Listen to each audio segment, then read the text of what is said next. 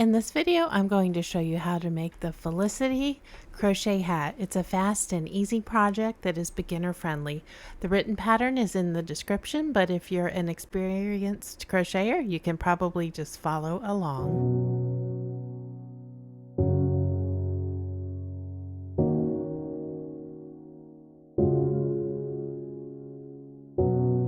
So to join the band, so this looks a little funny.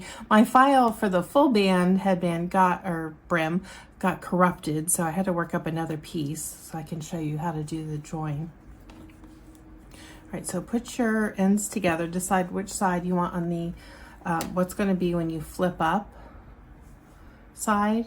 That's how you like to wear your hat. And then come back through and match up all your stitches. I'm going to use a slip stitch. Bring them through and then go into that. So that starting chain has that kind of loosey stitch because you worked in the front part of the stitch, not the back bump. And then go into the back loop of the corresponding stitch and slip the stitch. Whoops, I think I lost my yarn there. Let's do this again. Go into my stitch and then that back loop. Whoops. Come on, Stephanie. Get it together. Okay, come through and then slipping the stitch. Again, going into the loop here on this side, back loop. So the V's go into the back one of those, pull through, slip the stitch. So I'm just going to go all the way, and you really need to watch when you're working your ribbing that you don't lose count of your stitches. It's so, we've got a noisy car out there. It is so easy to, as you're going, it starts to slope downward because you've missed a stitch along the way. So I always count when I'm doing these brims. It's usually just, you know, for mine, I chained 17, so I have a 16 stitch brim. I would just count first stitch, full single crochet, then count my 14, back loop only, and then my final stitch is a full single crochet to equal 16. I would always count. Otherwise, you know, it happens to the best of us. So just make sure that you've got the same stitch count all along the way so your brim does not end up crooked, shorter on one end. Okay, I'm just finishing. All right, so I'm going to finish this and then we will go on to starting to work the body, which will be worked in the round. So get your accent color out. Or maybe you're making your brim in an accent color and then moving to this kind of a, I don't even want to say deeper color. You use the colors you like. You can get really creative with this. Maybe you're using a rainbow yarn. And it's so fun. All right, so I'll meet you back for the next step. All right, so I finished all my stitches. You can see nice clean look. And then I'm gonna work in my starting tail as I chain around my single crochet.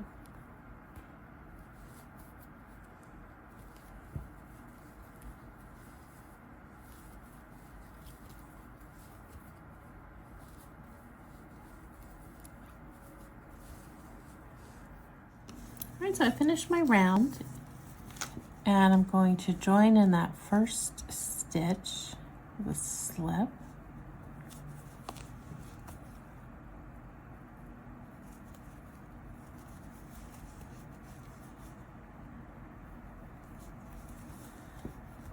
And then, oops, I don't want to chain. I'm going to do a stacked stitch as my first stitch. There's one, and then I'm going to go into this inside front loop and make my second stitch. This does count as a double crochet. So there's one, and then I'm going to just work double crochet all the way around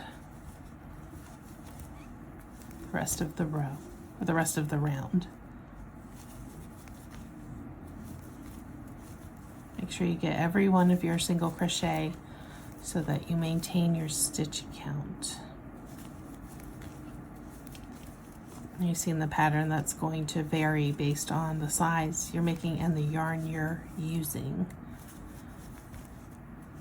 But just make a note of that, write it down on your pattern or whatever your scrap of paper. If you have one of my project trackers, write that up there in the notes section in case you have to reference it back again.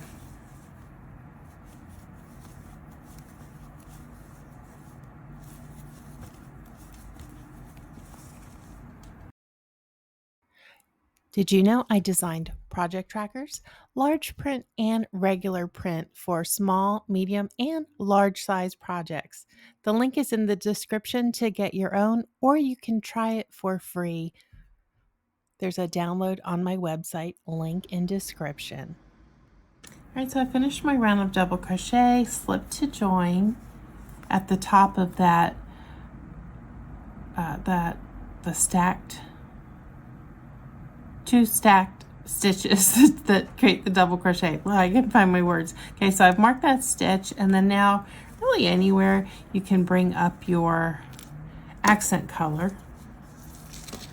I'm going to do that with a slip knot.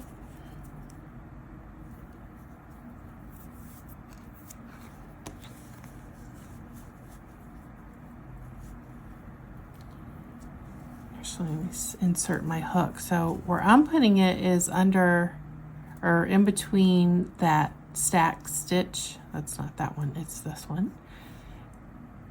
Bring up and work a single crochet. Then chain 2 and skip 1, 2, 3, double crochet, and work your next single crochet. Now you're not working into the stitch, you're working between the posts. Let's do another one. Looks like my yarn's split. Let's get that.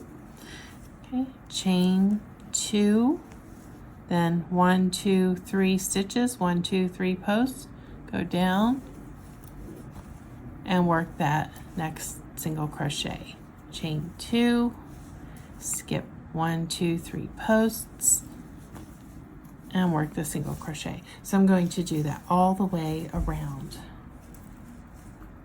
Let's do one more. Chain 2, 1, 2, 3, in between the posts, single crochet. I'll give that delicate little peekaboo look for our hat. All right, I'm at the end of my round, so I'm just going to slip into that first stitch that I made. My yarn. And then replace my stitch holder to hold this open while I work the main color rounds. So you won't really have many ends to weave in unless you have to add in yarn if you're working, you know, from leftover skeins. Okay, so from here, let's tangle that. I'm going to chain 2 and then work 3 double crochet into that chain 2, skip 3 space. 1, 2, and 3.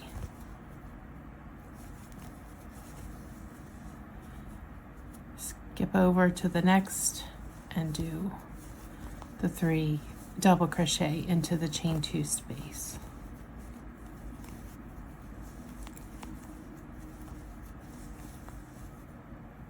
Again, skip over to the next chain 2 space and work 3 double crochet clusters.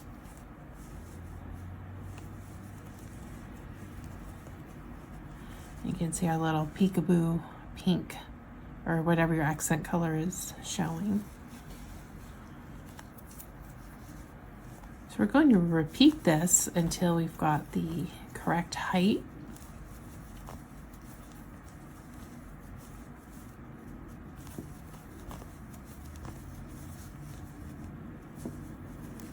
Really simple.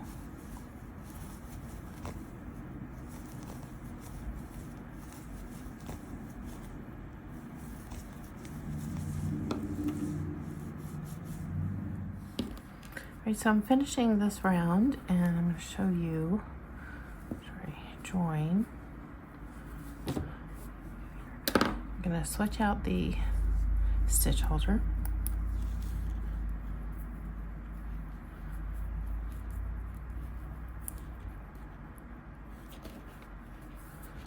Alright, so here I am. It's time for me to bring up the pink. So I changed out my stitch holder or stitch marker, but it's just holding open the stitch to the contrast color. So this one you do need to, again, you've got to chain for height, and this one I just chain one for these and then just go and work it right into the stitch. You see I have it started quite a bit a ways from here. That's I always notice that things tend to migrate when I work this pattern. You have to tell me if that's the same with you. And keep working. So I'm going to keep working this until I reach the height of my hat that I want it to be for the head. So I've got a guideline again. You can see in your pattern your guideline if you want maybe a little bit of a slouch to it or a bit of a closer fit, but this is going to have a nice little gathering up at the top because we're not going to be narrowing it. Just keep working around. Nice easy stitch to work.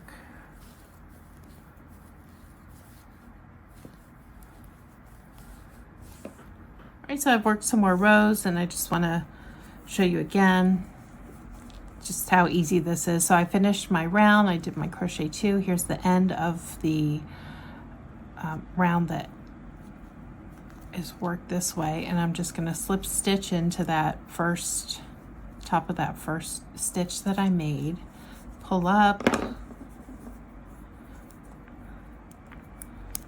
move the stitch marker to the non-working round so there's no tails. It's so nice. And sometimes I find when I work this stitch, I've made several things with this with this stitch, sometimes it starts migrating over. So maybe if you've been working here, you find, because you don't have to bring it up at the same place, you'll see as you're working this what I'm talking about. This will make more sense as you go. I'll find that, okay, well, here I am here and now I'm working here because we're doing several rows of these when I started here. That's just the way it is. So as long as you have your full rounds, everything's fine. It's kind of a foolproof thing. All right, so for the double crochet row here in the back, you can see it still looks good on the inside. You'll crochet 2 just for your height. This does not count as a stitch, just to bring it up so that when you work your stitches, it's up high enough, it's not kind of tugging at anything from the round before. And then with the accent color, you'll just chain 1 to bring it up. It looks like there's 3 here because of that chain 2, but that doesn't count and that's going to be hidden. So make sure that you always have your 3 double crochet into that cluster section, that chain 2 space.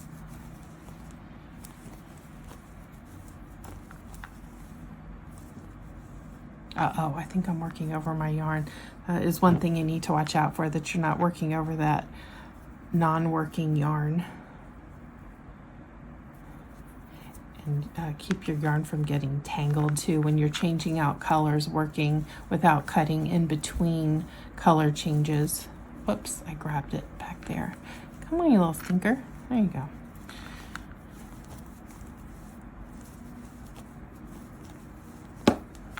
Coming along, looks so pretty.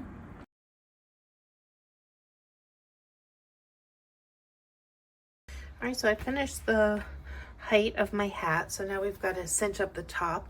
If you'll bear with me, my wrist is sprained. I can use my hand, but I just have to be careful with how I move it. So let's get this cinch. So this is a standard cinching process. So you'll weave your yarn through. I made quite a long tail. I don't think I'll need all that. Just kind of back and forth, and we're going to do this more than once. So just start threading in and out. in and out these tails. Oh my goodness, there we go. Just kind of like this, in and out, in and out, like so, all the way around. All right, so I've just finished my, all these tails everywhere. All right, I finished my first round, so I'm gonna cinch it up, hold my starting tail, which is here.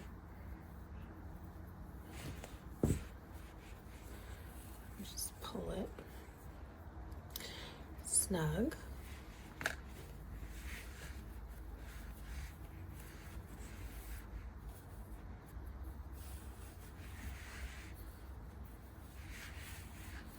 And it'll come together, and then I go around a second time just to really close it up well, and then add my topper.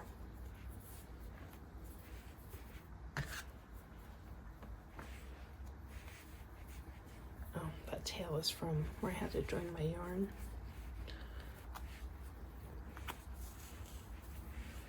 There we go. So it's going to start looking like a hat.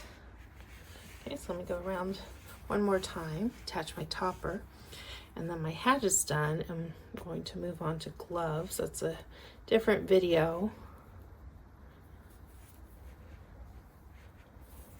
but they come together pretty quickly.